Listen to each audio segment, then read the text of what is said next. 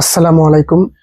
বাংলাদেশ জামাতে ইসলামীর নিবন্ধন এবং প্রতীক নিয়ে আর কখনো যতদিন বাংলাদেশ জামাতে ইসলামী দল হিসেবে থাকবে ততদিন আর কখনো কেউ জামাতের নিবন্ধন বলেন, দাঁড়িপাল্লা প্রতীক বলেন, এগুলো আর বাতিল করার কোনো সুযোগ থাকবে না। সেই রাস্তা তৈরি করে নিল বাংলাদেশ জামাতে ইসলামী। আপনারা দীর্ঘদিন থেকেই দেখেন, শুধুমাত্র জামাতের ক্ষেত্রে আইন, জামাতের ক্ষেত্রে যত আইন, বিএনপির ক্ষেত্রে, অন্যান্য যে রাজনৈতিক দল আছে সেগুলোর ক্ষেত্রে আসলে আইন নাই। ওরা তাড়াতাড়ি যত বড়ই আসামি হোক না কেন জামিন পেয়ে যায়, খালাস পেয়ে যায়। কিন্তু জামাতের ক্ষেত্রে শুধু আইন তৈরি হয়। তো সেই আইনের কৌশলে কিন্তু জামাত এমন কাম করে নিল যে জামাতের আর কোনোদিন কেউ নিবন্ধন বাতিল করতে পারবে না, না প্রতীক বাতিল করতে পারবে, এরকম কোনো আর সুযোগ নেই। এটা কিন্তু বাংলাদেশ জামাত ইসলামী রাস্তা তৈরি করে নিয়েছে। আগামী কয়েকশো বছর যদি বাংলাদেশ জামাত ইসলামী থাকে, এই পৃথিবী থাকে, এই বাংলাদেশ থাকে, তাহলে ততদিন পর্যন্ত আর কেউ বাংলাদেশ জামাত ইসলামীর নিবন্ধন এবং প্রতিকার বাতিল করতে পারবেন না। সেই ব্যবস্থা কিন্তু বাংলাদেশ জামাত ইসলামী করে নিল। আপনারা অনেকদিন থেকেই দেখতেছেন, দীর্ঘদিন থেকেই জামাত কি আসলে নিবন্ধন এবং প্রতীক ফিরে পাবে কি পাবে না, এরকম কিন্তু কয়েকটা শুনানি গেল। আগামীকাল পরের ডেট দেওয়া হয়, তারপরের দিন আবার তারপরে কয়েকদিন পর ডেট দেওয়া হয়, এরকম ভাবে চলতেছে, তাই না? এরকম ভাবে চলার শেষ করার পর এখন কিন্তু জামাতের নিবন্ধন এবং প্রতীকের শুনানি একেবারেই শেষ, চিরদিনের জন্যই শেষ। কিন্তু এটা এটা কিন্তু হাইকোর্ট থেকে এখন এই মামলার শুনানি শেষ হয়ে গেছে। এখন শুধু রায় বাকি আছে। আপনারা জানেন 1 জুন ওই তারিখে কিন্তু বাংলাদেশ জামাত ইসলামী এবং তার নিবন্ধন এবং প্রতীক ফিরে পাবে। এটা তো শিওর হয়ে গেছে 100%। এটা তো কোনো সন্দেহ নাই। সন্দেহ নাই কেন? দেখেন, প্রধান বিচারপতি যিনি, উনি কিন্তু বলেছেন যে আদালতের, হাইকোর্ট থেকে এইভাবে নিবন্ধন বাতিল করা হয়েছে ইতিহাসে আর কি, এটাই প্রথম আর কি ঘটনা। এটা প্রধান বিচারপতি বলেছেন। তার মানে এখানে স্পষ্ট যে জামাতের নিবন্ধন ফিরিয়ে দেওয়া আছে। এখন প্রতীকটা নিয়েও কিন্তু অনেকে চালতেছে।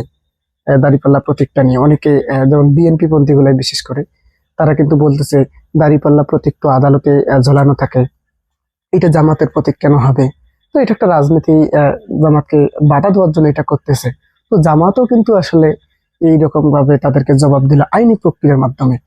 দেখেন, জামাত তো আর এটা একদিন ব্যবহার করেনি। এটা তো সে দাঁড়িপাল্লা প্রতীক, যে সুপ্রিম কোর্টে বলেন, হাইকোর্টে বলেন, এগুলো বসছে 72-এর সময় মনে হয়। কিন্তু জামাত তো তার আগে থেকে রাজনীতিতে এই দাঁড়িপাল্লা প্রতীক ব্যবহার করে আসতেছে। এতে তো আসলে বাধা দেওয়ার কোনো এখতিয়ারও নেই। এবং ইসিকে দেখেন নির্দেশ দেওয়া হয়ে গেছে জামাত যেন তার নিবন্ধন এবং দাঁড়িপাল্লা প্রতীক ফিরে পায়। তো আসলে এখানে আর কোনো বিষয় নাই। এখন প্রশ্ন অনেকেই তুলতে পারেন যে জামাত কি ক্ষমতার বলে দাঁড়িপাল্লা প্রতীক এবং নিবন্ধন নিয়ে নিল? উত্তর তো একেবারেই না। কেন? ক্ষমতা থাকলে তো শেখ হাসিনা পালানোর পরপরই তো নিতে পারতো, যেমনটা বিএনপির ক্ষেত্রে হয়েছে। বেগম জিয়া এবং তারেক রহমান খালাস পেয়ে গেছে শেখ হাসিনা পালানোর পরপরই। ঠিক তেমন তো জামাত তো আসলে এরকম পায় নাই। দেখেন জামাতের কৌশলটা, জামাত দীর্ঘ আইনি লড়াইয়ে, এটা কয়েকটা শুনানি গেছে। তার মানে কয়েকটা শুনানি শেষ করে জামাতে নিবন্ধন এবং দাঁড়িপাল্লা প্রতীক ফিরে পাবে। এই যে 1 জনে, এটা তো শিওর ফিরে পাবে, 100% গ্যারান্টি। এখন প্রশ্ন তো আর এখানে থাকার কিছু নেই যে জামাত মনে হয় ক্ষমতা বলে নিজের ক্ষমতার দখল দিয়ে প্রতীক এবং নিবন্ধন ফিরে নিল, এইরকম প্রশ্ন তো আর কারো মনে তোলার কোনো সুযোগই নেই। কেননা দীর্ঘ আইনি লড়াইয়ের পর এটা ফেরত পাচ্ছে 1 জনে। তো এখানে আর কোনো প্রশ্নই থাকে না। এই জন্য বললাম যে বাংলাদেশ জামাত ইসলামী আসলে সেইভাবে পথ খুলে নিল যে আগামীতে কত বছর বাংলাদেশ থাকুক, যতদিন বাংলাদেশ জামাত ইসলামী থাকবে ততদিন দলের নিবন্ধন না কেউ বাতিল করতে পারবে, না প্রতীক কেউ বাতিল করতে পারবে। সেই আইনি কিন্তু লড়াইয়ে বাংলাদেশ জামাত ইসলামী এই খেলাটা খেলেছে। দেখেন, কত দিন থেকে এই নিবন্ধন এবং এই যে দাঁড়িপাল্লা প্রতীক 8 মাস পার হয়ে গেছে, প্রায় 9 মাস পরে, তারপরও এই মামলার শেষ হয় না। অথচ খালেদা জিয়ার ক্ষেত্রে দেখেন, তারেক রহমানের ক্ষেত্রে দেখেন, লুৎফুজ্জামান বাবরের ক্ষেত্রে দেখেন, সবারই ক্ষেত্রে দেখেন, বিএনপির তারেক রহমানের স্ত্রী ডক্টর জুবাইদুর রহমানের ক্ষেত্রে দেখেন, মামলা থাকা অবস্থায় দেশে আসলো, দেশে এসে এখন তিনি জামিন পেলেন। তার মানে বোঝা যাচ্ছে যে এখানে আইন শুধুমাত্র জামাতের ক্ষেত্রে, বিএনপির ক্ষেত্রে নাই, অন্যান্য রাজনৈতিক দলের ক্ষেত্রে নাই। তো সেই কৌশলে বাংলাদেশ জামাত ইসলামী কিন্তু আইনের মাধ্যমে আসলে ওদেরকে ফাঁদে ফেলে কিন্তু এই নিবন্ধন এবং প্রতীকটা নিয়ে নিল। এখানে কিন্তু বাংলাদেশ জামাত ইসলামী তার এমন রাস্তা তৈরি করে দিল যাতে কেউ আর কোনোদিন ভবিষ্যতে এসে জামাতের নিবন্ধন এবং দাঁড়িপাল্লা প্রতীককে কোন রকম এ নিয়ে প্রশ্ন তুলতে না পারে। কেননা প্রশ্ন তোলার সুযোগ নেই। জামাত তো আর এমনিতে একদিনেই আইনি লড়াই পায় নাই বা ক্ষমতার বলে দখল করে নেয় নাই।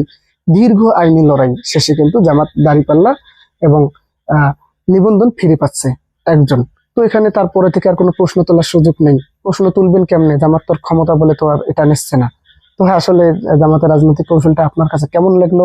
অবশ্যই ভালো লেগে থাকলে মন্তব্য করবেন। আর এটা কি আসলে নিবন্ধন কি ফিরে পাবে কি পাবে না, এরকমও যদি প্রশ্ন থাকে তাও মন্তব্য করতে পারেন। ধন্যবাদ। আসসালামু আলাইকুম।